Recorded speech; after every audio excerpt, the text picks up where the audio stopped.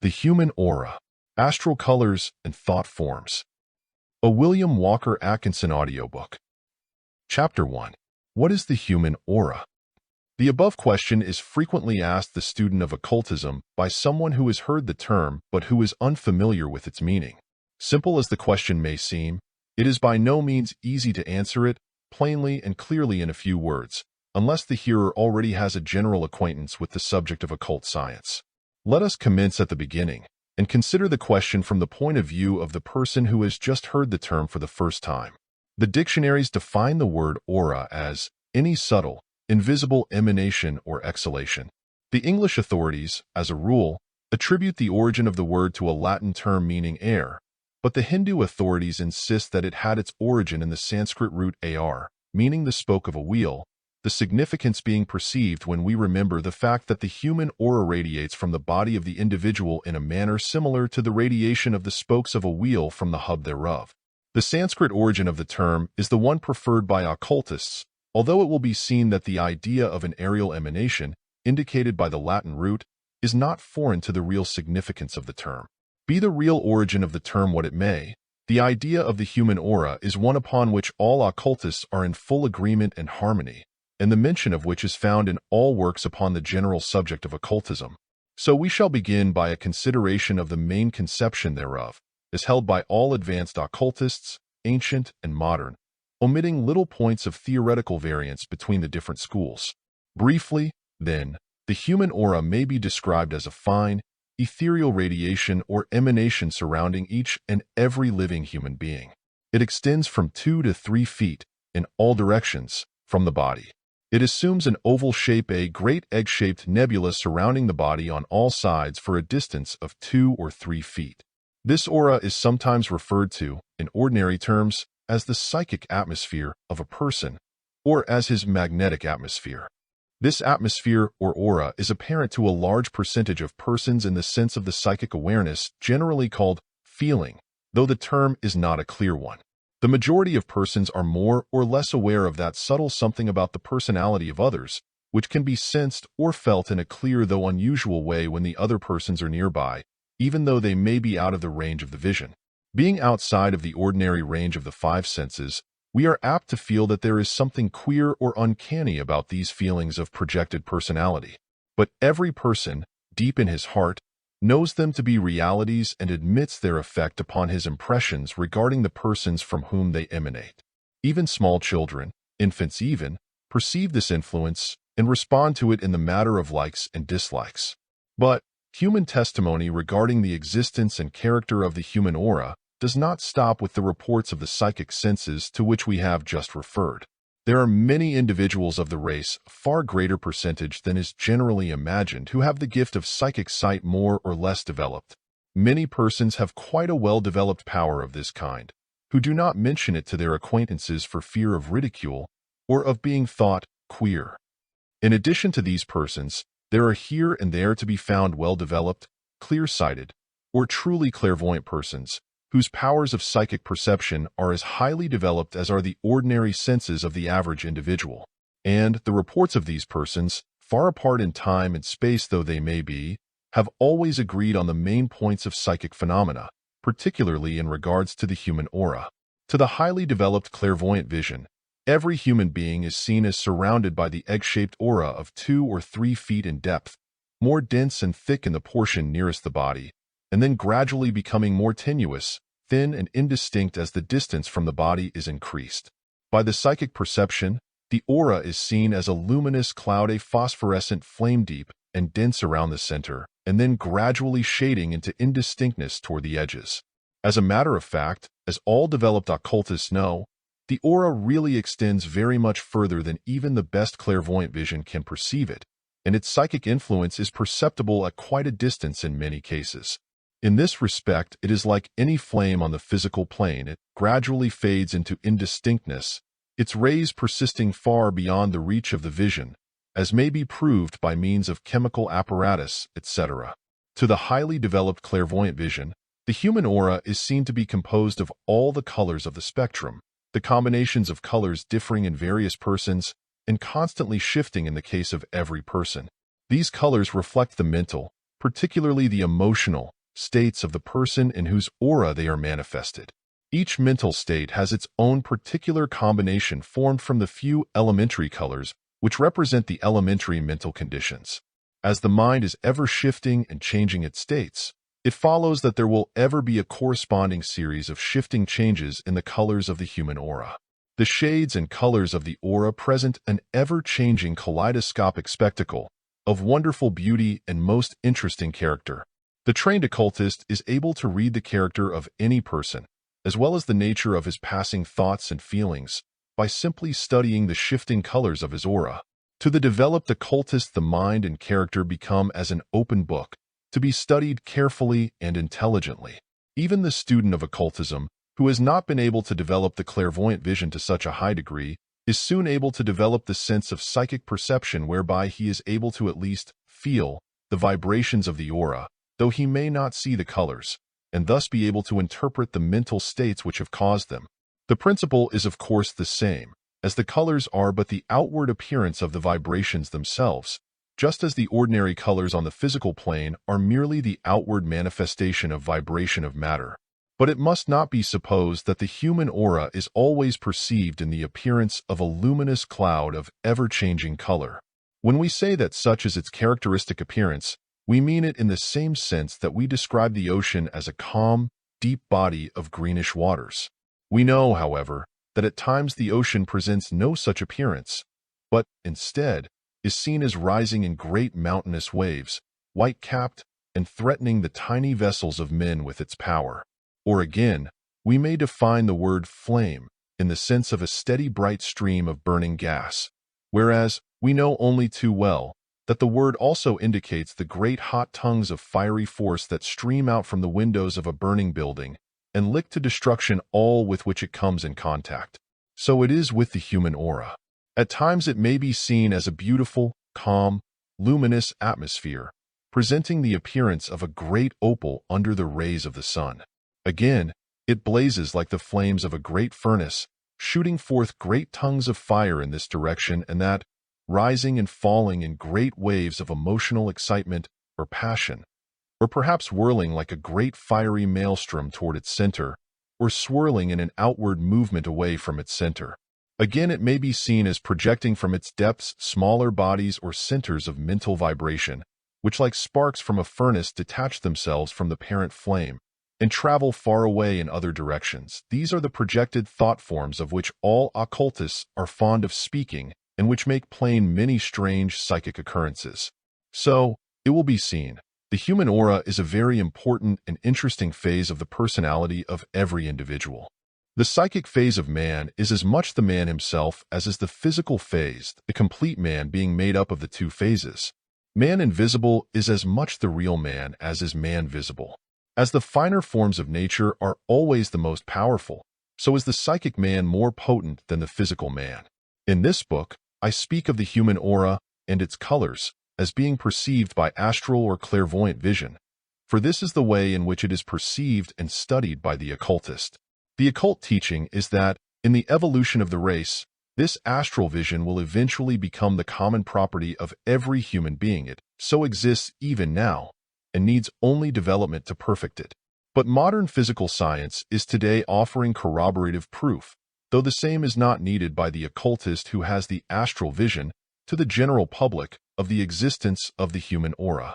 In Europe, especially, a number of scientists have written on the subject of the aura, and have described the result of the experiments in which the aura has been perceived and even photographed by means of fluorescent screens, such as are used in taking X-ray photographs, etc. Leading authorities in England, France, and still more recently, in Germany, have reported the discovery of a nebulous, hazy, radioactive energy or substance around the body of human beings. In short, they now claim that every human being is radioactive, and that the auric radiation may be registered and perceived by means of a screen composed of certain fluorescent material interposed between the eye of the observer and the person observed. This aura, so discovered by the scientists, is called by them the human atmosphere, and is classified by them as similar to the radiations of other radioactive substances, radium, for instance.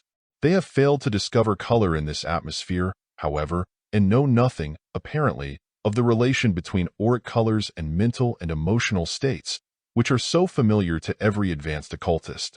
I mention this fact merely as a matter of general interest and information to the student, and not as indicating, even in the slightest degree, any idea on my part that the old occult teaching and the observed phenomena accompanying the same, regarding the human aura, require any proof or backing up on the part of material scientists.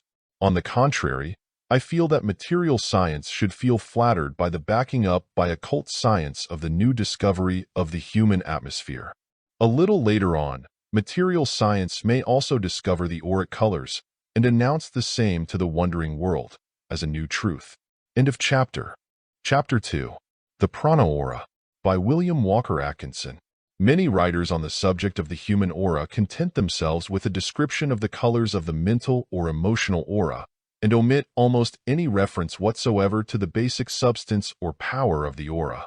This is like the play of Hamlet, with the character of Hamlet omitted, for, unless we understand something concerning the fundamental substance of which the aura is composed, we cannot expect to arrive at a clear understanding of the phenomena which arises from and by reason of the existence of this fundamental substance.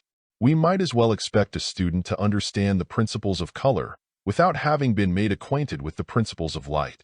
The fundamental substance of which the human aura is composed is none other than that wonderful principle of nature of which one reads so much in all occult writings, which has been called by many names, but which is perhaps best known under the Sanskrit term, but which may be thought of as vital essence, life power, etc. It is not necessary in this book to go into the general consideration of the nature and character of prana. It is sufficient for us to consider it in its manifestation of vital force, life essence, etc. In its broadest sense, prana really is the principle of energy in nature, but in its relation to living forms, it is the vital force which lies at the very basis of manifested life. It exists in all forms of living things, from the most minute microscopic form up to living creatures on higher planes. As much higher than man is higher than the simple microscopic life forms. It permeates them all, and renders possible all life activity and functioning. Prana is not the mind or the soul, but is rather the force or energy through which the soul manifests activity, and the mind manifests thought. It is the steam that runs the physical and mental machinery of life. It is the substance of the human aura, and the colors of mental states are manifested in that substance, just as the colors of chemical bodies are manifested in the substance of water. But prana is not material substance, is higher than mere matter, being the underlying substance of energy or force in nature. While it is true, as we have seen, that all auras are composed of the substance of prana, it is likewise true that there is a simple and elementary form of auric substance to which occultists have given the simple name of the prana aura in order to distinguish it from the more complex forms and phases of the human aura. The simplicity of the character of the prana aura causes it to be more readily sensed or perceived than is possible in the case of the more complex phases or forms of the aura. For whereas it is only the more sensitive organisms that can distinguish the finer vibrations of the mental and emotional aura, and only the clairvoyant sight which can discern its presence by its colors, almost any person, by a little careful experimenting, may become aware of the presence of the prana aura, not only in the way of feeling it, but in many cases of actually seeing it with the ordinary vision rightly directed. That which is known as the prana aura is of course the most simple form or phase of the human aura. It is the form or phase which is more closely bound up with the physical body, and is less concerned with the mental states. This fact has caused some writers to speak of it as the health aura or physical aura, both of which terms are fittingly applied as we shall see, although we prefer the simpler term we have used here, i.e., the prana aura. For the prana aura does show the state of the health of the individual radiating it, and it also really contains physical power and magnetism which may be, and is imparted to others. The basic prana aura is practically colorless, that is to say, it is about the color of the clearest water, or a very clear diamond. By the clairvoyant vision it is seen to be streaked or marked by very minute, bristle-like lines, radiating outward from the physical body of the individual, in a manner very like the quills upon the fretful porcupine, as Shakespeare puts it. In the case of excellent physical health, these bristle-like streaks are stiff and brittle-looking, whereas, If the general health of the person be deficient, these bristle-like radiations seem to be more or less tangled, twisted, or curly, and, in some cases, present a drooping appearance, and in extreme cases present the appearance of soft, limp fur. It may interest the student to know that minute particles of this prana aura, or vital magnetism, is sloughed off the body in connection with physical exhalations such as scent, etc., and remain in existence for some time after the person has passed from the particular place at which they were cast off. In fact, as all occultists know, it is these particles of the prana aura which serve to give vitality to the scent of living creatures, which enables dogs and other animals to trace up the track of the person, or animal, for a long time after the person has passed. It is not alone the physical odor, which must be very slight, as you will see upon a moment's consideration.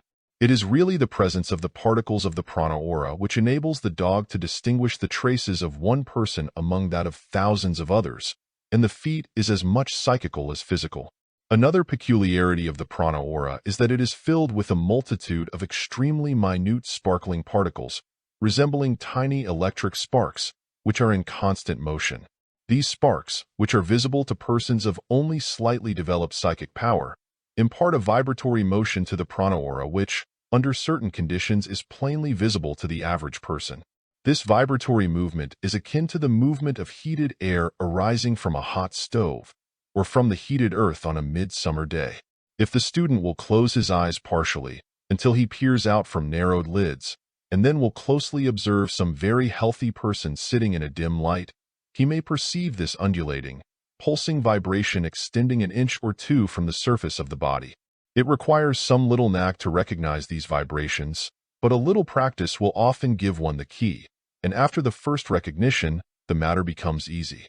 Again, in the case of persons of active brains, one may perceive this pulsating prana aura around the head of the person, particularly when he is engaged in concentrated active thought. A little practice will enable almost anyone to perceive faintly the dim outlines of the prana aura around his own fingers and hand, by placing his hand against a black background in a dim light, and then gazing at it with narrowed eyelids, squinting if necessary.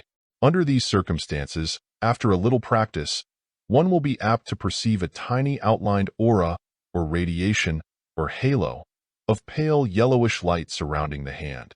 By extending the fingers, fan shape, you will perceive that each finger is showing its own little outlined prana aura. The stronger the vital force, the plainer will be the perception of the phenomenon. Often the prana aura, in these experiments, will appear like the semi-luminous radiance surrounding a candle flame or gaslight. Under the best conditions, the radiation will assume an almost phosphorescent appearance. Remember, this is simply a matter of trained ordinary sight, not clairvoyant vision. This prana aura is identical with human magnetism, which is employed in ordinary magnetic healing. That is to say, it is the outer manifestation of the wonderful pranic force. It is felt when you shake hands, or otherwise come in close physical contact with a strongly magnetic person. On the other hand, it is what the weakly, human vampire-like persons unconsciously, or consciously, try to draw off from strong persons, if the latter allow them so to do from want of knowledge of self-protection. Who has not met persons of this kind, who seem to sap one's very life force away from him? Remember, then, that the prana aura is the aura or radiation of life force, or vital power, which is the steam of your living activity, physical and mental. It is the pouring out of the vital steam, which is running your vital machinery. Its presence indicates life, its absence lifelessness. End of lesson. Chapter 3. The Astral Colors, by William Walker Atkinson. The term astral, so frequently employed by all occultists, is difficult to explain or define except to those who have pursued a regular course of study in occult science. For the purpose of the present consideration, it is enough to say that over and above the ordinary physical sense plane there is another and more subtle plane, known as the astral plane. Every human being possesses the innate and inherent faculty of sensing the things of this astral plane, by means of an extension or enlargement of the powers of the ordinary senses, so to speak. But, in the majority of persons in the present stage of development, these astral senses are lying dormant, and only here and there do we find individuals who are able to sense on the astral plane, although in the course of evolution the entire race will be able to do so, of course. The colors of the human aura, mentioned in the preceding 2 chapters, and which arise from the various mental and emotional states, belong to the phenomena of the astral plane, and hence bear the name of the astral colors. Belonging to the astral plane, and not to the ordinary physical plane, they are perceived only by the senses functioning on the astral plane, and are invisible to the ordinary physical plane sight. But, to those who have developed the astral sight or clairvoyance, these colors are as real as are the ordinary colors to the average person, and their phenomena have been as carefully recorded by occult science as have the physical plane colors by physical science. The fact that to the ordinary physical senses they are invisible does not render them any the less real. Remember, in this connection, that to the blind man our physical colors do not exist. And, for that matter, the ordinary colors do not exist to colorblind persons. The ordinary physical plane person is simply colorblind to the astral colors, all. On the astral plane, each shade of mental or emotional state has its corresponding astral color, the latter manifesting when the form appears. It follows then, of course, that when once the occultist has the key to this color correspondence, and thus is able to perceive the astral colors by means of his astral vision, he also is able to read the mental and emotional states of any person within the range of his vision, as easily as you are now reading the printed words of this book. Before proceeding to a consideration of the list of astral colors in the human aura, I wish to call your attention to a slight variation in the case of the Prana Aura, of which I have spoken in our last chapter. I have stated therein that the Prana Aura is colorless like a diamond or clear water. This is true in the average case, but in the case of a person of very strong physical vitality or virility, the Prana Aura takes on, at times, a faint warm pink tinge, which is really a reflection from the red astral color, of the meaning of which color you shall now learn. Like their physical plane counterparts, all the astral colors are formed from 3 primary colors, namely, 1 red, 2 blue, and 3 yellow. From these 3 primary colors, all other colors are formed. Following the primary colors, we find what are known as the secondary colors, namely, 1 green, derived from a combination of yellow and blue, 2 orange, formed from a combination of yellow and red, and 3 purple, formed from a combination of red and blue. Further combinations produce the other colors, as for instance, green and purple form olive, orange and purple form russet, green and orange form citron. Black is called an absence of color, while white is really a harmonious blending of all colors, strange as this may appear to one who has not studied the subject.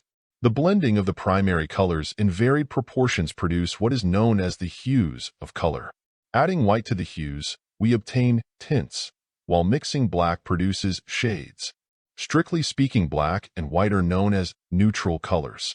Now for the meaning of the astral colors, that is, the explanation of the mental or emotional state represented by each. I ask that the student familiarize himself with the meaning of the primary colors and their combinations. A clear understanding of the key of the astral colors is often an aid in the development of astral sight. Key to the astral colors. Red. Red represents the physical phase of mentality. That is to say, it stands for that part of the mental activities which are concerned with physical life. It is manifested by the vitality of the body, and in other hues, tints, and shades, is manifested by passions, anger, physical cravings, etc. I shall describe the various forms of red manifestation a little later on. Blue. Blue represents the religious, or spiritual, phase of mentality. That is to say, it stands for that part of the mental activities which are concerned with high ideals, altruism, devotion, reverence, veneration, etc. It is manifested, in its various hues, tints, and shades, by all forms of religious feeling and emotion, high and low, as we shall see as we proceed. Yellow. Yellow represents the intellectual phase of mentality. That is to say, it stands for that part of the mental activities which are concerned with reasoning, analysis, judgment, logical processes, induction, deduction, synthesis, etc. In its various hues, tints, and shades, it is manifested by the various forms of intellectual activity, high and low, as we shall see as we proceed. White. White stands for what occultists know as pure spirit, which is a very different thing from the religious emotion of spirituality. and which really is the essence of the all that really is. Pure spirit is the positive pole of being. We shall see the part played by it in the astral colors as we proceed. Black. Black stands for the negative pole of being the very negation of pure spirit and opposing it in every way. We shall see the part played by it in the astral colors as we proceed. The various combinations of the three astral primary colors are formed in connection with black and white as well as by the blending of the three themselves. These combinations, of course, result from the shades of mental and emotional activity manifested by the individuality, of which they are the reflection and the key. The combinations and blending of the astral colors, however, are numberless and present in almost infinite variety. Not only is the blending caused by the mixing of the colors themselves in connection with black and white, but in many cases the body of one color is found to be streaked, striped, dotted, or clouded by other colors. At times there is perceived the mixture of two antagonistic color streams fighting against each other before blending. Again we see the effect of one color neutralizing another. In some cases great black clouds obscure the bright colors beneath, and then darken the fierce glow of color, just as is often witnessed in the case of a physical conflagration. Again, we find great flashes of bright yellow or red flaring across the field of the aura, showing agitation or the conflict of intellect and passion. The average student, who has not developed the astral vision, is inclined to imagine that the astral colors in the human aura present the appearance of an egg-shaped rainbow, or spectrum, or something of that sort. But this is a great mistake. In the first place, the astral colors are seldom at rest, for all mental and emotional activity is the result of vibration, change, and rhythmic motion. Consequently, the colors of the aura present a kaleidoscopic appearance of constant change of color, shape, and grouping at great electrical display, so to speak, constantly shifting, changing, and blending. Great tongues of flame-like emanations project themselves beyond the border of the aura, under strong feeling or excitement, and great vibratory whirls and swirls are manifested. The sight is most fascinating, although somewhat terrifying at first. Nature is wise in bestowing the gift of astral vision only gradually and by almost imperceptible stages of advance. There are many unpleasant, as well as pleasant, sights on the astral plane. End of chapter. Chapter 4. The Astral Colors, continued, by William Walker Atkinson. Remembering, always, the significance of the three primary colors on the astral plane, let us consider the meaning of the combinations, shades, hues, and tints of these colors. The red group. In this group of astral colors seen in the human aura, we find strongly in evidence the clear bright red shade, similar to that of fresh, pure arterial blood as it leaves the heart, filled with pure material freshly oxygenated. This shade, in the aura, indicates health, life force, vigor, virility, etc., in pure and untainted form. The aura of a healthy, strong child shows this shade of color very plainly and strongly. Strong, pure natural emotions such as friendship, love of companionship, love of physical exercise, healthy clean sports, etc., are manifested by a clear clean shade of red. When these feelings become tainted with selfishness, low motives, etc., the shade grows darker and duller. Love of low companionship, unclean sports, or selfish games, etc., produce an unpleasant muddy red shade. A shade of red, very near to crimson, is the astral color of love, but the tint and shade varies greatly according to the nature of this form of emotional feeling. A very high form of love, which seeks the good of the loved one, rather than the satisfaction of oneself, manifests as a beautiful rose tint. One of the most pleasing of the astral tints, by the way. Descending in the scale, we find the crimson shade becoming darker and duller, until we descend to the plane of impure, sensual, coarse passion, which is manifested by an ugly, dull, muddy crimson of a repulsive appearance, suggesting blood mixed with dirty earth or barnyard soil. A peculiar series of red shades are those manifesting anger in its various forms, from the vivid scarlet flashes of anger color, arising from what may be called righteous indignation, down the scale to the ugly flashes of deep, dull red, betokening rage and uncontrolled passion. The red of anger generally shows itself in flashes, or great leaping flames, often accompanied by a black background, in the case of malicious hate, or by a dirty, greenish background when the rage arises from jealousy or envy.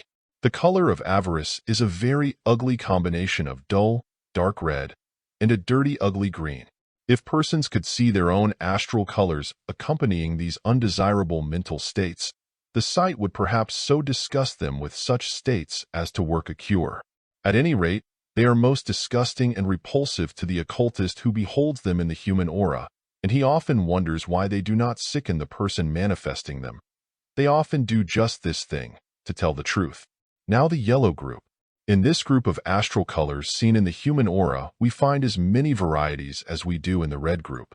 Yellow, denoting intellect, has many degrees of shade and tint, and many degrees of clearness. An interesting shade in this group is that of orange, which represents different forms of pride of intellect, intellectual ambition, love of mastery by will, etc. The greater degree of red in the astral orange color, the greater the connection with the physical or animal nature. Pride and love of power over others has much red in its astral color, while love of intellectual mastery has much less red in its composition. Pure intellectual attainment and the love of the same is manifested by a beautiful clear golden yellow. Great teachers often have this so strongly in evidence that at times their students have glimpses of a golden halo around the head of the teacher. Teachers of great spirituality have this nimbus of golden yellow with a border of beautiful blue tint strongly in evidence. The paintings of the great spiritual teachers of the race usually have this radiance pictured as a halo, showing a recognition of the phenomenon on the part of the great artists. Hoffman's celebrated painting of the Christ in the Garden of Gethsemane shows this nimbus so accurately depicted that the occultist is convinced that this artist must have actually witnessed a similar scene in the astral light. So true to the astral facts are its details. The images of the Buddha also show this radiance. The rich golden shades of intellectual yellow are comparatively rare, a sickly lemon color being the only indication of intellectual power and found in the aura of the great run of persons. To the sight of the occultist, employing his power of astral vision, a crowd of persons will manifest here and there, at widely separated points, the bright golden yellow of the true intellect, appearing like scattered lighted candles among a multitude of faintly burning matches. Now the green group. This is a peculiar group, consisting as of course it does of various combinations of blues and yellows, tinted and shaded by white or black. Even skilled occultists find it very difficult to account for the fact of certain green shades arising from the spiritual blue and the intellectual yellow. This is one of the most obscure points in the whole subject of the astral colors, and none but the most advanced occultists are able to explain the why in some instances. To those who are fond of analysis of this kind, I will drop the following hint, which may help them out in the matter, viz. The key is found in the fact that green lies in the center of the astral spectrum, and is a balance between the two extremes, and is also influenced by these two extremes in a startling manner. A certain restful green denotes love of nature, out-of-door life, travel in the country, etc., and also, slightly differing in tint, the love of home scenes, etc. Again, a clear, beautiful lighter tint of green indicates what may be called sympathy, altruistic emotion, charity, etc. Again, illustrating variety in this group of astral colors, another shade of green shows intellectual tolerance of the views of others. Growing duller, this indicates tact, diplomacy, ability to handle human nature, and descending another degree or so blends into insincerity, shiftiness, untruth, etc. There is an ugly slate-colored green indicating low, tricky deceit. This is a very common shade in the colors of the average aura, I am sorry to say. Finally, a particularly ugly, muddy, murky green indicates jealousy and kindred feelings, envious malice, etc. Now the blue group. This interesting group of astral colors represents the varying forms and degrees of religious emotion, spirituality, etc. The highest form of spiritual, religious feeling and thought is represented by a beautiful, rich, clear violet tint, while the lower and more gross phases of religious emotion and thought are represented by the darker and duller hues, tints, and shades until a deep, dark indigo is reached, so dark that it can scarcely be distinguished from a bluish black. This latter color, as might be expected, indicates a low superstitious form of religion, scarcely worthy of the latter name. Religion, we must remember, has its low places as well as its heights. Its garden grows the rarest flowers, and at the same time the vilest weeds. High spiritual feelings, true spiritual unfoldment, is indicated by a wonderfully clear light blue, of an unusual tint, something akin to the clear light blue of the sky on a cool autumn afternoon, just before sunset.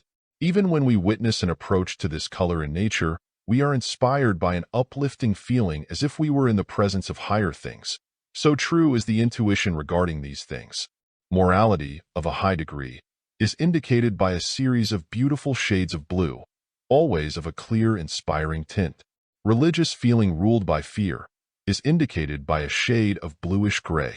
Purple denotes a love of form and ceremony, particularly those connected with religious offices or regal grandeur of a solemn kind. Purple, naturally, was chosen as the royal color in the olden days. Now the brown group. The brown group of astral colors represents desire for gain and accumulation, ranging from the clear brown of industrious accumulation to the murky dull browns of miserliness, greed, and avarice. There is a great range in this group of brown shades, as may be imagined. The gray group. The group of grays represents a negative group of thought and emotions. Gray represents fear, depression, lack of courage, negativity, etc. This is an undesirable and unpleasant group. Now black.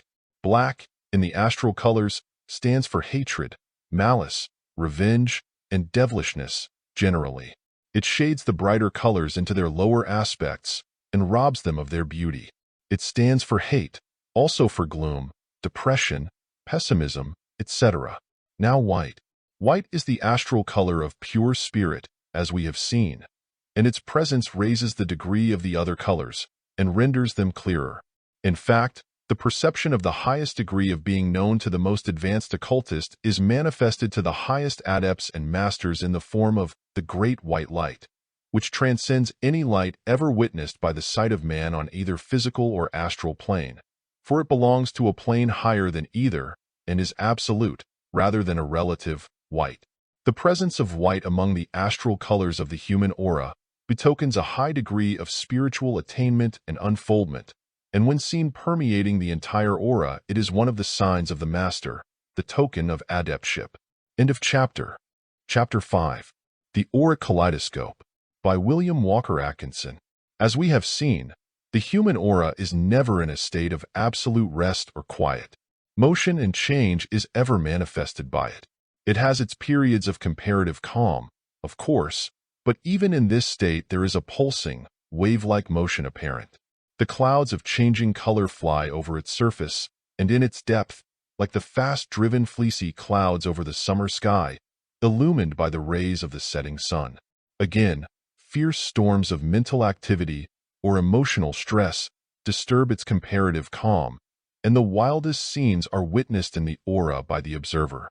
So intense are the vibrations of some of these mental storms that their effect is plainly felt by the average person, though he is not able to distinguish the colors or the great whirls and swirls of auric substance accompanying them.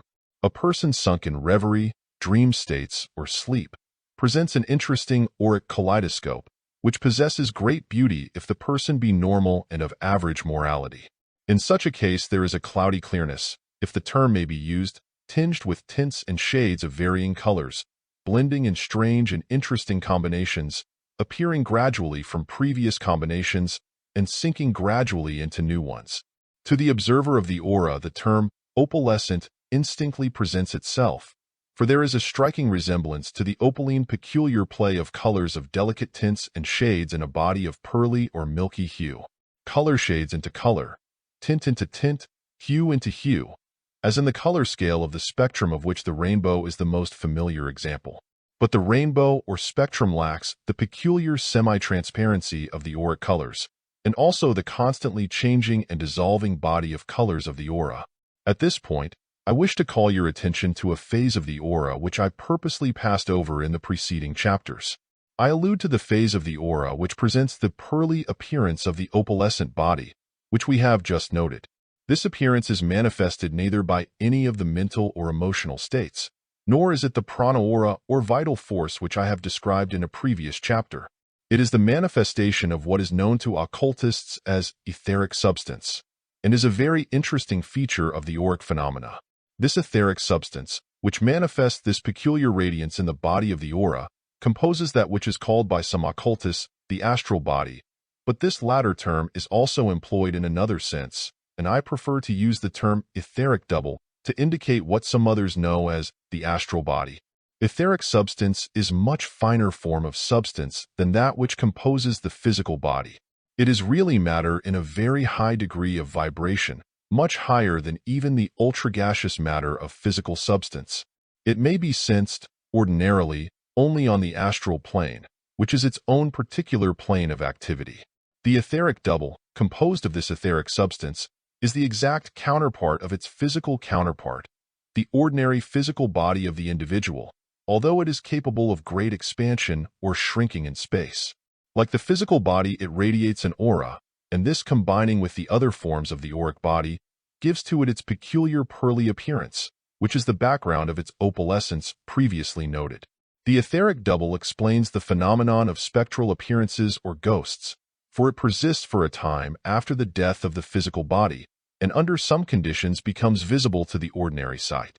It sometimes is projected from the physical body, and at such times appears as an apparition of the living, of which there are many cases recorded by the societies investigating psychical subjects.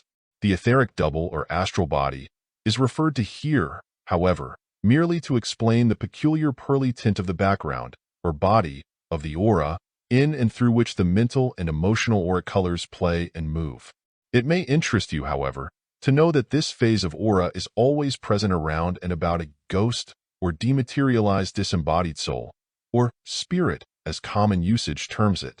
The aura of the wide-awake person is, of course, far more active and more deeply colored than is that of the person in reverie, dream, or sleep. And again, the aura of the person manifesting a high degree of mental activity or strong feeling or passion is still brighter and deeper than the ordinary person performing his daily routine work. In the state of anger or love passion, for instance, the aura is violently disturbed, deep shades of color whirling and swirling in the depths and surface of the auric body. Lightning-like flashes shoot forth and great bodies of lurid smoky clouds fly on the surface. Looking into the aura of a man wild with rage and passion is like peering into inferno, the astral plane, in the region of a lynching mob, or other body of persons filled with rage, becomes a frightful scene of auric radiation. A person filled with the emotion of pure love fills his aura with the most beautiful tints and shades of high rosy color, and to behold the same is a pleasure fully appreciated by the occultist. A church filled with persons of a high devotional ideality is also a beautiful place, by reason of the mingling of auric violet-blue vibrations of those therein assembled. The atmosphere of a prison is most oppressing and presents a most unpleasant appearance to one possessing the astral vision. Likewise, the astral atmosphere of an abode of vice and passion becomes really physically nauseating to the occultist of high ideals and taste. Such scenes on the astral plane are avoided by all true occultists, except when the call of duty leads them to visit them to give aid and help. There are two distinct features connected with the auric coloring of every person.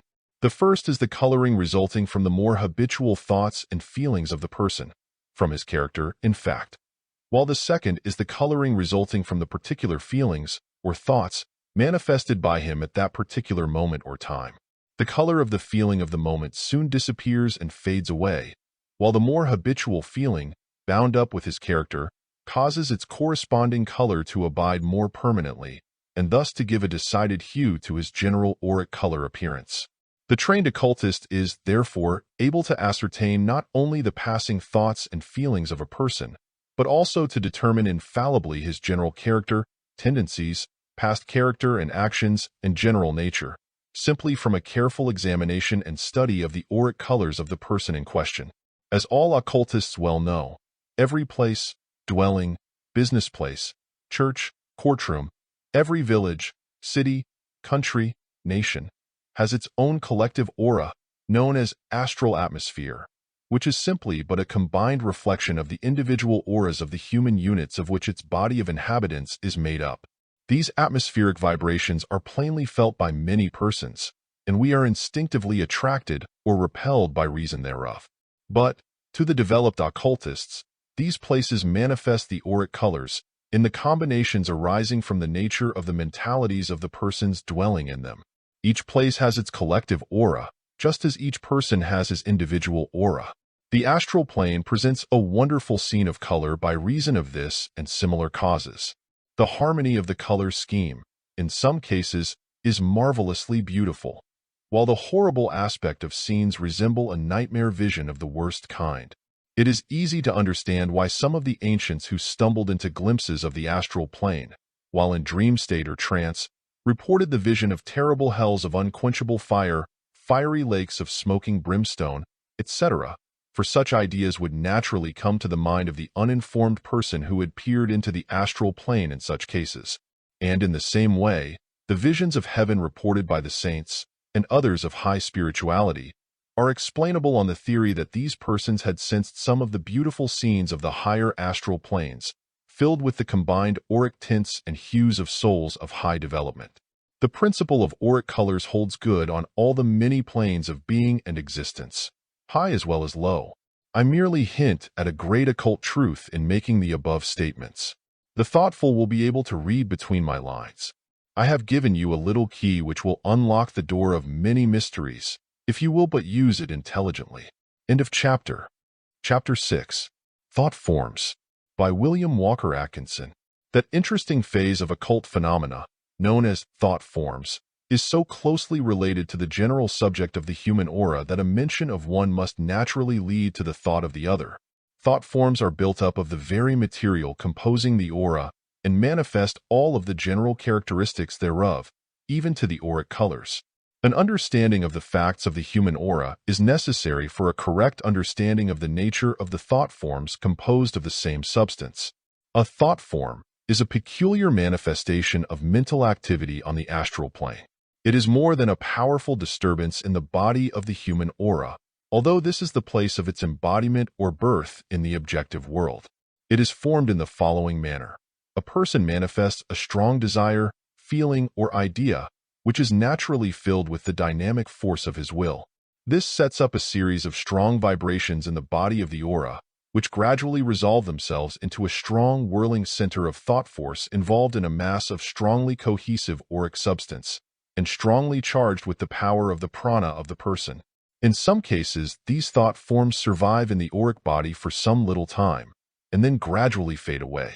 In other cases, they survive and maintain an almost independent existence for some time, and exert a strong influence upon other persons coming in the presence of the person.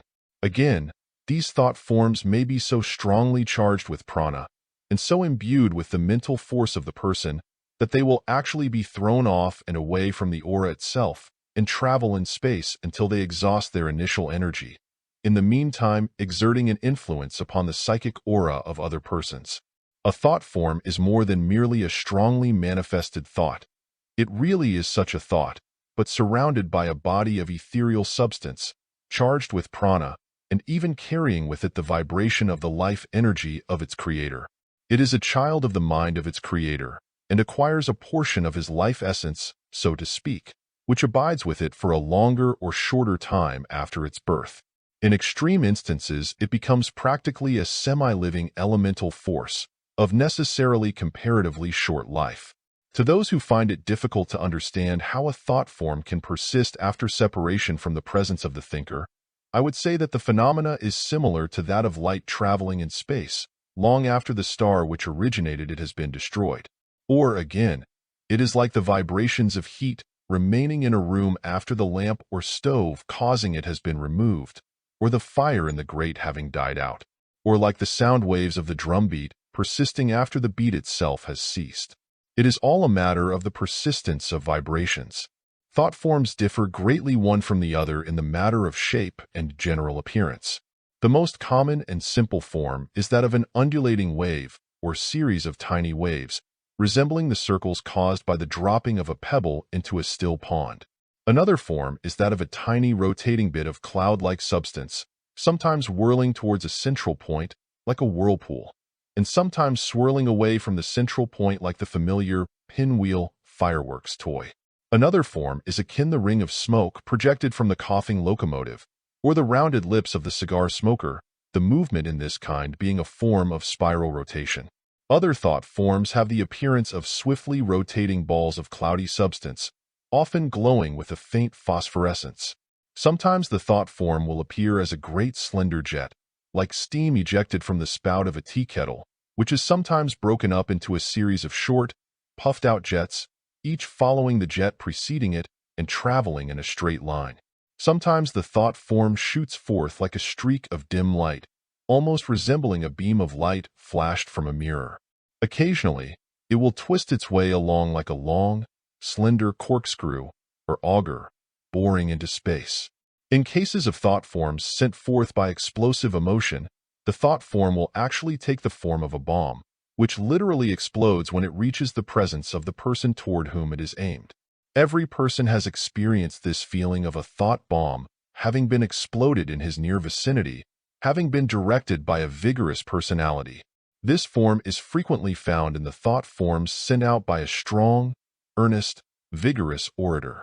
There are strong thought forms which seem to strive to push back the other person. So correctly do they represent the idea and feeling back of their manifestation. Others seem to strive to wind around the other person and to try to literally drag him toward the first person. This form often accompanying strong appeal, persuasion, coaxing, etc., when accompanied by strong desire. A particularly vigorous form of this kind of thought form takes on the appearance of a nebulous octopus, with long, winding, clinging tentacles, striving to wrap around the other person and to draw him toward the center. The force of the feeling behind the manifestation of the thought form will often travel a long distance from the sender. In fact, in cases of great power of concentration, space seems to be no barrier to its passage. In striking instances of thought transference, etc., it will be found that thought forms play an important part. The variety of shapes of thought forms is almost endless. Each combination of thought and feeling creates its own form, and each individual seems to have his own peculiarities in this respect. The forms I have above described, however, will serve as typical cases to illustrate the more common classes of appearances. The list, however, might be indefinitely expanded from the experience of any experienced occultist, and is not intended to be full by any means.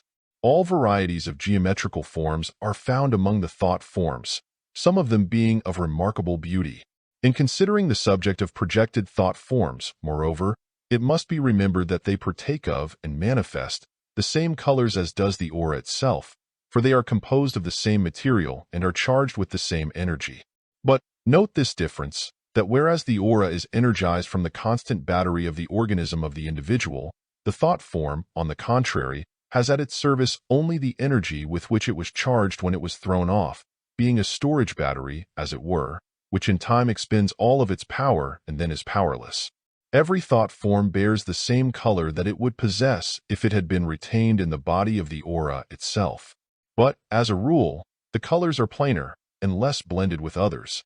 This because each thought form is the representation of a single definite feeling or thought, or group of same, instead of being a body of widely differing mental vibrations. Thus, the thought form of anger will show its black and red, with its characteristic flashes. The thought form of passion will show forth its appropriate auric colors and general characteristics. The thought form of high ideal love will show its beautiful form and harmonious tinting, like a wonderful celestial flower from the garden of some far-off paradise. Many thought forms never leave the outer limits of the aura, while others are projected to great distances. Some sputter out as they travel and are disintegrated, while others continue to glow like a piece of heated iron for many hours. Others persist for a long time, with a faint phosphorescent glow. A careful study of what has been said regarding the characteristics of the various feelings and emotions as manifested in the auric body will give the student a very fair general idea of what may be the appearance of any particular variety of thought form, for a general principle runs through the entire series of auric phenomena. An understanding of the fundamental principles will lead to an understanding of any of the particular varieties of the manifestation thereof. Finally, remember this. A thought form is practically a bit of the detached aura of a person, charged with a degree of his prana and energized with a degree of his life energy. So, in a limited sense, it really is a projected portion of his personality. End of chapter. Chapter 7. Psychic Influence of Colors by William Walker Atkinson. In all of nature's wonderful processes, we find many evidences of that great principle of action and reaction, which, like the forward and backward swing of the pendulum, changes cause into effect and effect into cause in a never-ending series. We find this principle in effect in the psychic relation of mental states and colors. That is to say, that just as we find that certain mental and emotional states manifest in vibrations causing particular auric astral colors, so do we find that the presence of certain colors on the physical plane will have a decided psychic effect upon the mental and emotional states of individuals subject to their influence.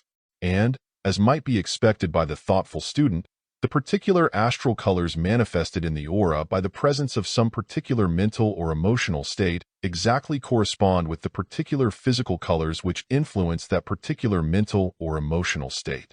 Illustrating the statements in the preceding paragraph, I would say that the continued presence of red will be apt to set up emotional vibrations of anger, passion, physical love, etc., or, in a different tint, the higher physical emotions. Blue of the right tint will tend to cause feelings of spirituality, religious emotion, etc. Green is conducive to feelings of relaxation, repose, quiet, etc. Black produces the feeling of gloom and grief, and so on. Each color tends to produce emotional vibrations similar to those which manifest that particular color in the astral aura of the person.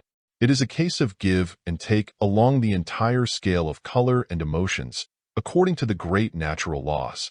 While the explanation of these facts is not known to the average person, nevertheless nearly everyone recognizes the subtle effect of color and avoids certain colors, while seeking certain others. There is not a single living human being but who has experienced the sense of rest, calm, repose, and calm inflow of strength when in a room decorated in quiet shades of green.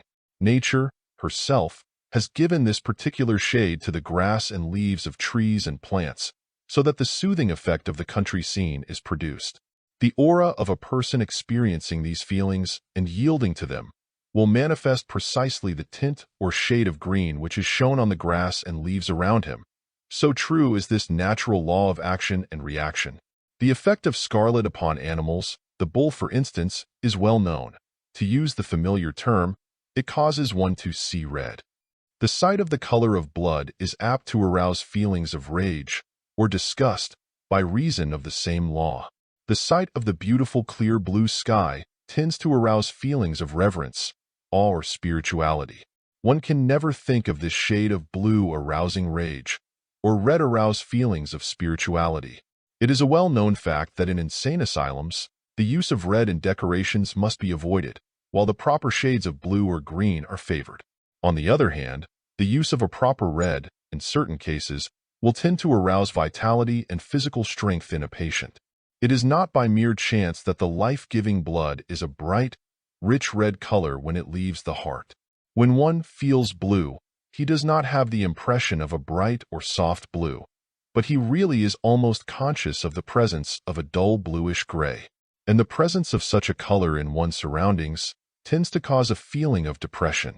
Everyone knows the effect of a gray day in the fall or spring. Again, who does not know the feeling of mental exaltation coming from the sight of a day filled with golden sunshine, or from a golden sunset? We find proofs of this law of nature on all sides, every day of our lives. It is an interesting subject, which will repay the student for the expenditure of a little time and thought upon it. Speaking of the general class characteristics of the three primary groups of colors, all occultists, as well as many physiologists and psychologists, are agreed on the following fundamental propositions, viz. that 1. Red is exciting to the mind and emotions. 2. Yellow is inspiring and elevating and intellectually stimulating. And 3. Blue is cool, soothing, and calming. It is also universally conceded that the right shades of green, combining the qualities of blue and yellow in appropriate proportions, is the ideal color of rest and recuperation, followed by a stimulation and new ambition.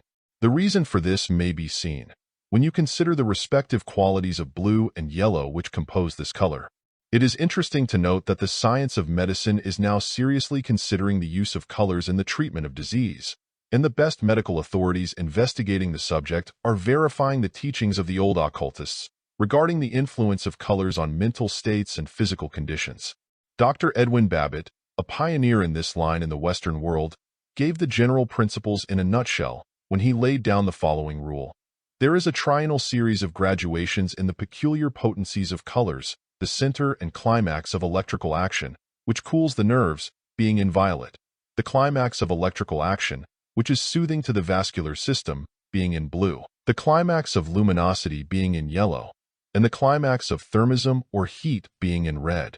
This is not an imaginary division of qualities, but a real one, the flame-like red color having a principle of warmth in itself, the blue and violet, a principle of cold and electricity.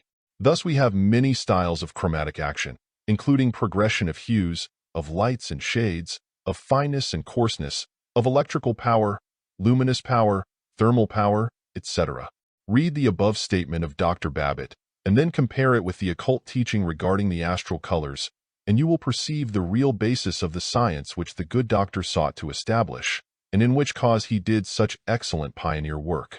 The result of his work is now being elaborated by modern physicians in the great schools of medicine, particularly on the continent, in Europe, England, and America being somewhat behind the times in this work.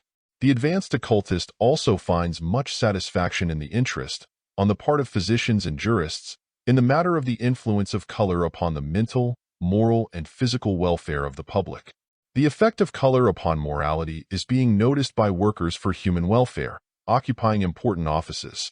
The American journals report the case of a judge in a large western city in that country who insisted upon his courtroom being decorated in light, cheerful tints, instead of in the old, gloomy, depressing shades formerly employed. This judge wisely remarked that brightness led to right thinking and darkness to crooked thinking. Also that his court, being an uplift court, must have walls to correspond, and that it was enough to turn any man into a criminal to be compelled to sit in a dark, dismal courtroom day after day. This good judge, who must have had some acquaintance with the occult teachings, is quoted as concluding as follows: white, cream, light yellow, and orange are the colors which are the sanest. I might add light green, for that is the predominant color in nature. Black, brown, and deep red are incentives to crime. A man in anger sees red. Surely a remarkable utterance from the bench. The effect of color schemes upon the moral and mental welfare of persons is being recognized in the direction of providing brighter color schemes in schools, hospitals, reformatories, prisons, etc. The reports naturally show the correctness of the underlying theory. The color of a tiny flower has its effect upon even the most hardened prisoner, while the minds of children in school are quickened by a touch of brightness here and there in the room. It needs no argument to prove the beneficial effect of the right kind of colors in the sick room or hospital ward. The prevailing theories and practice regarding the employment of color in therapeutics and human welfare work are in the main correct. But I urge the study of the occult significance of color, as mentioned in this book in connection with the human aura and its astral colors, as a sound basis for an intelligent, thorough understanding of the real psychic principles underlying the physical application of the methods referred to. Go to the center of the subject, and then work outward. That is the true rule of the occultist, which might well be followed by the non-occult general public. End of chapter. Chapter 8. Auric Magnetism, by William Walker Atkinson. The phenomenon of human magnetism is too well recognized by the general public to require argument at this time. Let the scientists dispute about it as much as they please. Down in the heart of nearly all of the plain people of the race is the conviction that there is such a thing. The occultists, of course, are quite familiar with the wonderful manifestations of this great natural force, and with its effect upon the minds and bodies of members of the race, and can afford to smile at the attempts of some of the narrow minds in the colleges to pooh-pooh the matter. But the average person is not familiar with the relation of this human magnetism to the human aura. I think that the student should familiarize himself with this fundamental relation in order to reason correctly on the subject of human magnetism. Here is the fundamental fact in a nutshell. The human aura is the great storehouse or reservoir of human magnetism and is the source of all human magnetism that is projected by the individual toward other individuals. Just how human magnetism is generated is, of course, a far deeper matter, but it is enough for our purpose at this time to explain the fact of its storage and transmission. In cases of magnetic healing, etc., the matter is comparatively simple. In such instances, the healer, by an effort of the will, sometimes unconsciously applied, projects a supply of his pranic aura vibrations into the body of his patient by way of the nervous system of the patient, and also by means of what may be called the induction of the aura itself. The mere presence of a person strongly charged with prana is often enough to cause an overflow into the aura of other persons, with the resulting feeling of new strength and energy. By the use of the hands of the healer, a heightened effect is produced, by reason of certain properties inherent in the nervous system of both healer and patient. There is even a flow of etheric substance from the aura of the healer to that of the patient, in cases where the vitality of the latter is very low. Many a healer has actually and literally pumped his life force and etheric substance into the body of his patient, when the latter was sinking into the weakness which precedes death, and has by so doing been able to bring him back to life and strength. This is practically akin to the transfusion of blood, except that it is on the psychic plane instead of the physical. But the work of the magnetic healer does not stop here, if he be well informed regarding his science. The educated healer, realizing the potent effect of mental states upon physical conditions, of mental vibrations upon the physical nerve centers and organs of the body, endeavors to arouse the proper mental vibrations in the mind of his patient. Ordinarily, he does this merely by holding in his mind the corresponding desired mental state, and thus arousing similar vibrations in the mind of the patient. This of itself is a powerful weapon of healing, and constitutes the essence of mental healing as usually practiced. But there is a possible improvement even upon this, as we shall see in a moment. The advanced occultist, realizing the law of action and reaction in the matter of the auric colors, turns the same to account in healing work as follows. He not only holds in his mind the strong feeling and thought which he wishes to transmit to the patient, but, fix this in your mind, he also pictures in his imagination the particular kind of color which corresponds with the feeling or thought in question. A moment's thought will show you that by this course he practically multiplies the effect. Not only do his own thought vibrations, 1. Set up corresponding vibrations in the mind of the patient by the laws of thought transference, but 2. His thought of the certain colors will set up corresponding vibrations not only A. in his own aura, and thence B. to that of the patient, but will also 3. act directly upon the aura of the patient and reproduce the colors there, which 4. in turn will arouse corresponding vibrations in the mind of the patient by the law of reaction. The above may sound a little complicated at first reading, but a little analysis will show you that it is really quite a simple process, acting strictly along the lines of action and reaction, which law has been explained to you in preceding chapters of this book.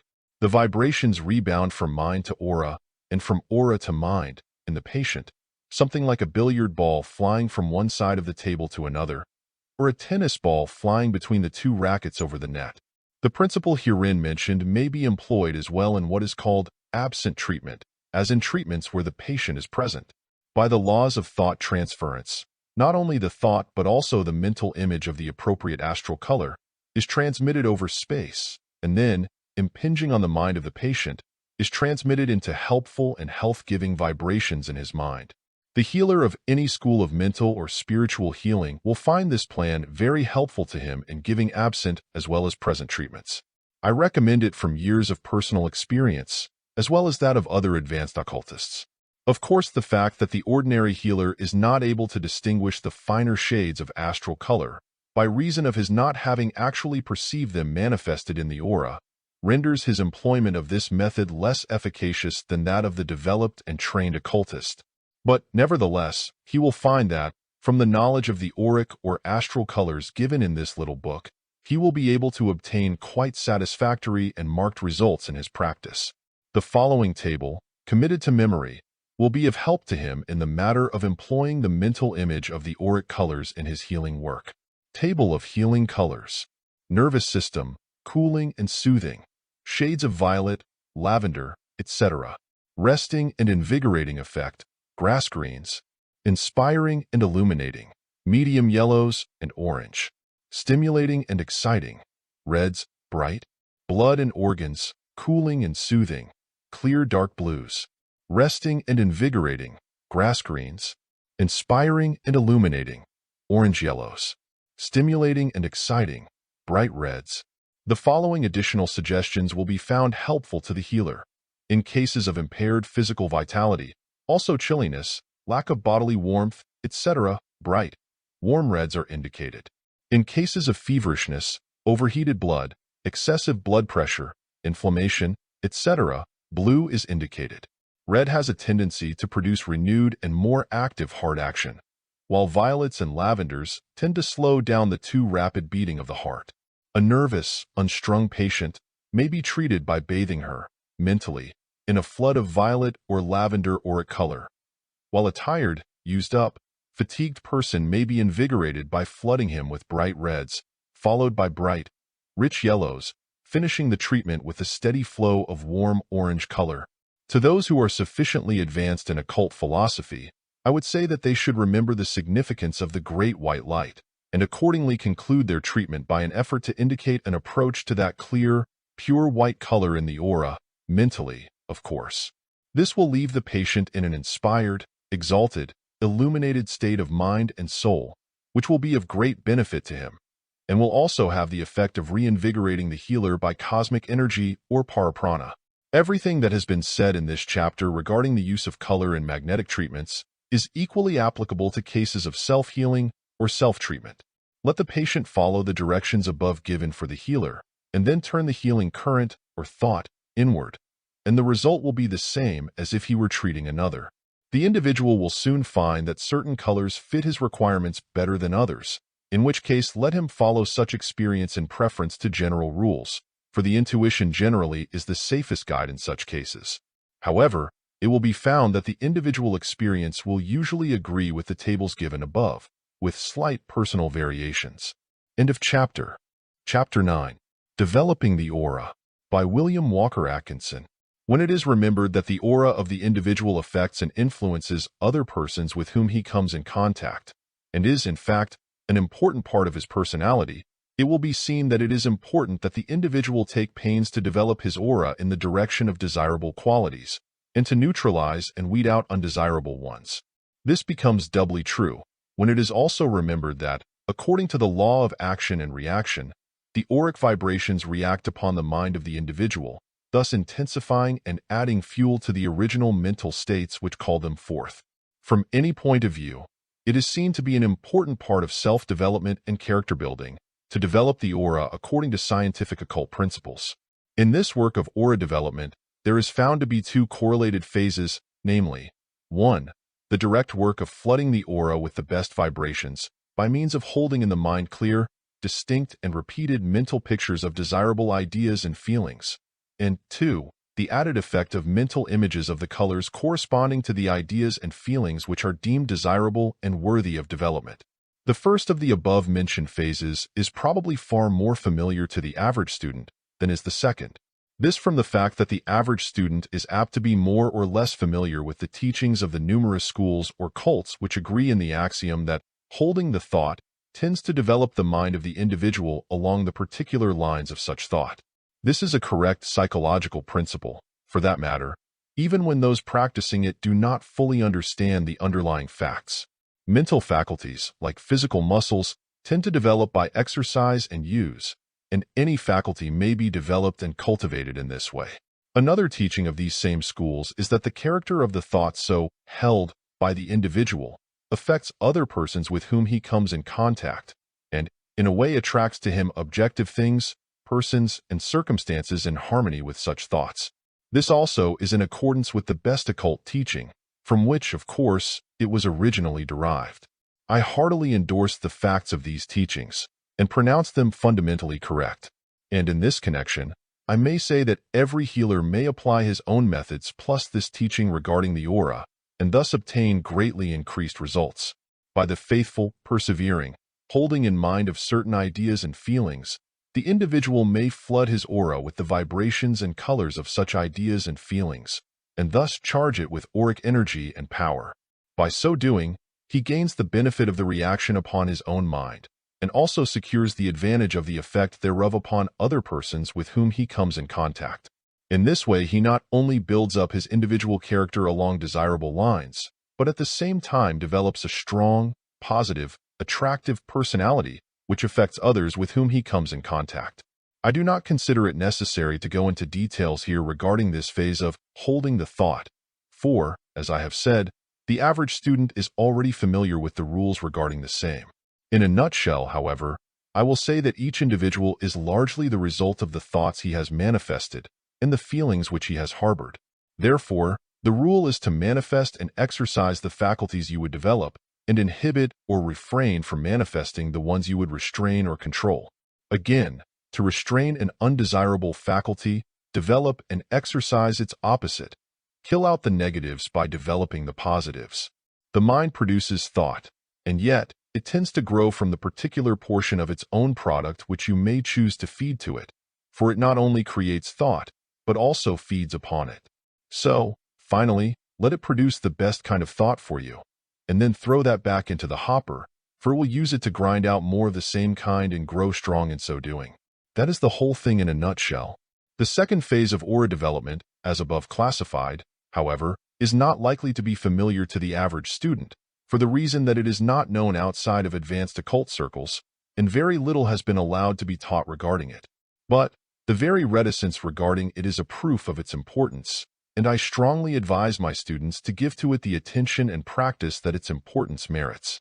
The practice thereof, however, is extremely simple, and the principle of the practice, moreover, is based solely upon the facts of the relation of color and mental states, as shown in the Astral Auric Colors, as fully explained in the preceding chapters of this book. In order to intelligently practice the development of the aura by means of flooding or charging it with the vibrations of psychic colors, it is first necessary that the student be thoroughly familiar with the scale of colors related to each set of mental states or emotional feelings. This scale and its key is found in a number of places in the preceding chapters. The student should turn back the pages of this book and then carefully reread and restudy every word which has been said about the relation of mental states and auric colors. He should know the mental correspondence of the shades of red, yellow, and blue, so thoroughly that the thought of one will bring the idea of the other. He should be able to think of the corresponding group of colors the moment he thinks of any particular mental state. He should be thoroughly familiar with the physical, mental, and spiritual effect of any of the colors, and should, moreover, test himself, psychically, for the individual effects of certain colors upon himself. He should enter into this study with interest and earnestness, and then by keeping his eyes and ears open, he will perceive interesting facts concerning the subject on every side in his daily work and life. He will perceive many proofs of the principle, and will soon amass a stock of experiences illustrating each color and its corresponding mental state. He will be richly repaid for the work of such study, which, in fact, will soon grow to be more like pleasure than like work. Having mastered this phase of the subject, the student should give himself a thorough, honest, self-examination and mental analysis. He should write down a chart of his strong points and his weak ones. He should check off the traits which should be developed and those which should be restrained. He should determine whether he needs development along physical, mental, and spiritual lines, and in what degree. Having made this chart of himself, he should then apply the principles of charging the aura with the color vibrations indicated by his self-diagnosis and prescription. The last stage is quite simple, once one has acquired the general idea back of it. It consists simply in forming as clear a mental image as possible of the color or colors desired, and then projecting the vibrations into the aura by the simple effort of the will. This does not mean that one needs to clench the fist or frown the brow in willing. Willing, in the occult sense, may be said to consist of a command, leaving the rest to the mechanism of the will and mind. Take away the obstacle of doubt and fear. Then the royal command performs the work of setting the will into operation. This, by the way, is an important occult secret of wide application. Try to master its all-important significance. The mental imaging of colors may be materially aided by concentration upon physical material of the right color. By concentrating the attention and vision upon a red flower, for instance, or upon a bit of green leaf in another instance, one may be able to form a clear, positive mental image of that particular color. This accompanied by the willing and demand that the vibrations of this color shall charge the aura will be found to accomplish the result.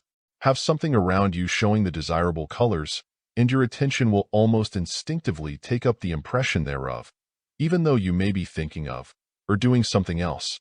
Live as much as possible in the idea and presence of the desirable color, and you will get the habit of setting up the mental image and vibration thereof. A little practice and experience will soon give you the idea and enable you to get the best results. Patience, perseverance, and sustained earnest interest, that is the key of success. End of chapter. Chapter 10. The Protective Aura, by William Walker Atkinson. Among the very oldest of the teachings of occultism, we find instructions regarding the building up and maintenance of the protective aura of the individual, whereby he renders himself immune to undesirable physical, mental, psychic, or spiritual influences. So important is this teaching that it is to be regretted that there has not been more said on the subject by some of the writers of recent years. The trouble with many of these recent writers is that they seem to wish to close their eyes to the unpleasant facts of life, and to gaze only upon the pleasant ones. But this is a mistake, for ignorance has never been a virtue, and to shut one's eyes to unpleasant facts does not always result in destroying them.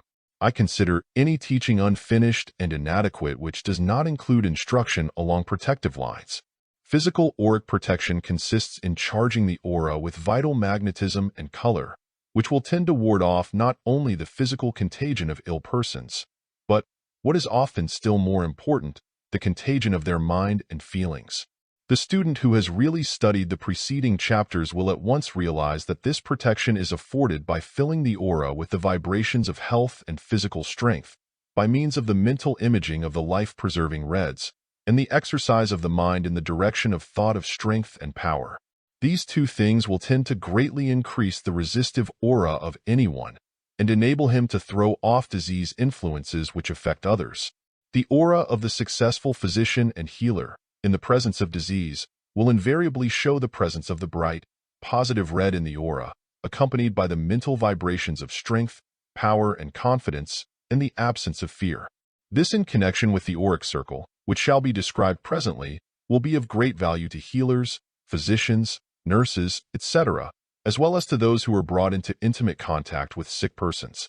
Of practically the same degree of importance is the charging of the aura with the vibrations of mental protection, viz., the vibrations of orange, yellow, and similar colors. These are the colors of intellect, you will remember, and when the aura is charged and flooded with them, it acts as a protection against the efforts of others to convince one against his will, by sophistical arguments, plausible reasoning, fallacious illustrations, etc. It gives to one a sort of mental illumination, quickening the perceptive faculties, and brightening up the reasoning and judging powers, and finally, giving a sharp edge to the powers of repartee and answer. If you will assume the right positive mental attitude, and will flood your aura with the vibrations of the mental orange-yellow, the mental efforts of other persons will rebound from your aura, or, to use another figure of speech, will slip from it like water from the back of the proverbial duck. It is well to carry the mental image of your head being surrounded by a golden aura or halo at such times. This will be found especially efficacious as a protective helmet when you are assaulted by the intellect or arguments of others. And again, there is a third form of protective aura, namely protection of one's emotional nature. And this is highly important when one remembers how frequently we are moved to action by our emotions, rather than by our intellect or reason. To guard one's emotions is to guard one's very inmost soul, so to speak.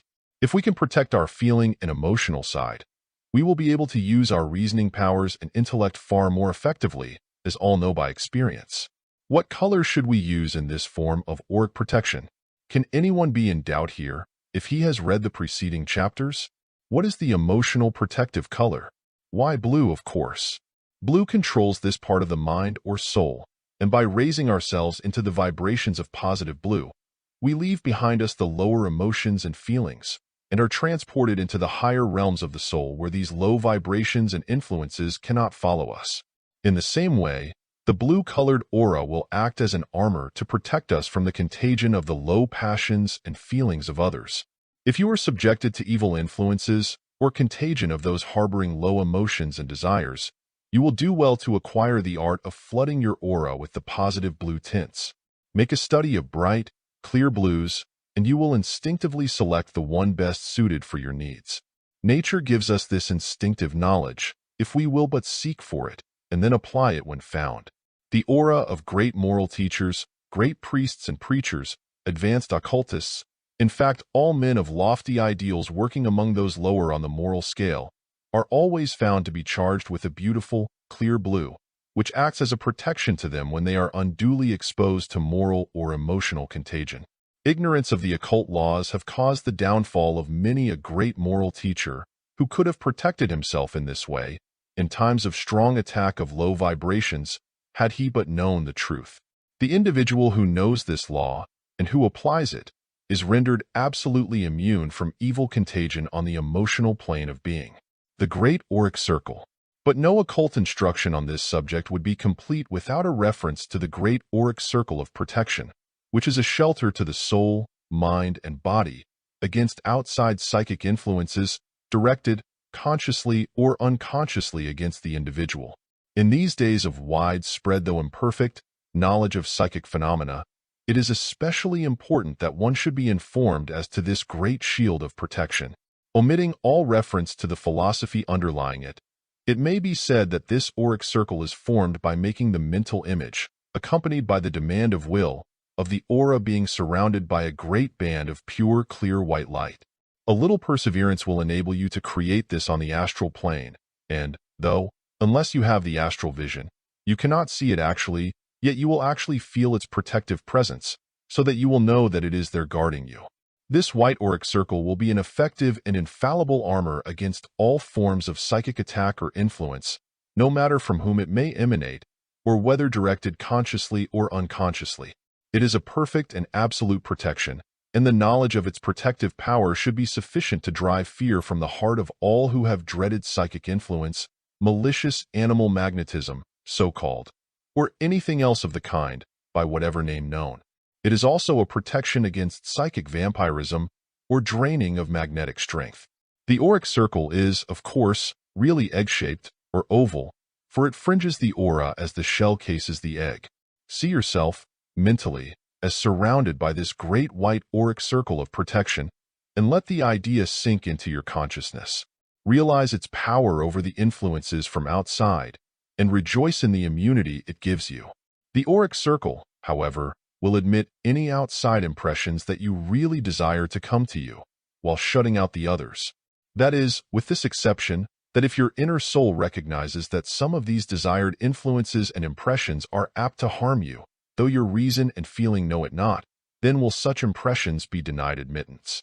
For the white light is the radiation of spirit, which is higher than ordinary mind, emotion, or body, and is master of all. And its power, even though we can but imperfectly represent it even mentally, is such that before its energy and in its presence in the aura, all lower vibrations are neutralized and disintegrated. The highest and deepest occult teaching is that the white light must never be used for purpose of attack or personal gain, but that it may properly be used by anyone, at any time, to protect against outside psychic influences against which the soul protests. It is the armor of the soul, and may well be employed whenever or wherever the need arises. Throughout the pages of this little book have been scattered crumbs of teaching other than those concerning the aura alone. Those for whom these are intended will recognize and appropriate them. The others will not see them and will pass them by. One attracts his own to him. Much seed must fall on waste places, in order that here and there a grain will find lodgment in rich soil awaiting its coming. True occult knowledge is practical power and strength. Beware of prostituting the higher teachings for selfish ends and ignoble purposes.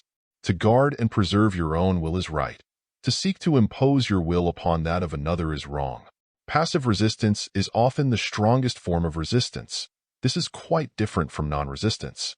End of chapter. End of book.